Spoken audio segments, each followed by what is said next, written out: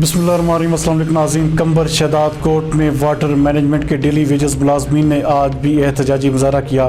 ہمارے نمائندہ خصوصی علی گل مغیری کے مطابق اس موقع پر بات کرتے ہوئے ڈسٹرکٹ فوکل پرسن سید صالح شاہ کا کہنا تھا کہ گزشتہ 14 سالوں سے ہم XNPIW Sindh on farm water management میں کام کر رہے ہیں، لیکن افسوس سے کہنا پڑ رہا ہے کہ سندھ حکومت ہم کو ریگولر نہیں کر رہی۔ اس سلسلے میں ان کا مزید کہنا تھا کہ 7 دسمبر کو ہم کراچی پریس کلب کے سامنے ایک احتجاجی مظاہرہ بھی کریں گے۔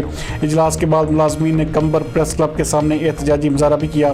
اس موقع پر مظاہرین احسان علی ٹوٹانی، عبدالجبار ہکڑو، مقیم چچو، علی حسن تنیو، محمد اعظم کلہوڑو اور دیگر کا کہنا تھا کہ پروجیکٹ NPIW میں 2007 میں میرٹ کی بنیاد پر ہم بھرتی ہوئے۔ ان کا مزید کہنا تھا کہ 2013 کے ایکٹ کے تحت گریڈ 10 سے 22 تک کے ملازمین کو مستقل کیا گیا، لیکن گریڈ 1 سے 9 تک کو مستقل نہیں کیا گیا۔ یہی وجہ ہے کہ ہم سے سخت ناانصافی کی جا رہی ہے۔ مظاہرین کا مزید کہنا تھا کہ ہمارے ٹیکنیکل سٹاف کو روزانہ ترقیاں دی جا رہی ہیں، جبکہ نان ٹیکنیکل سٹاف کو ریگولر بھی نہیں کیا جا رہا۔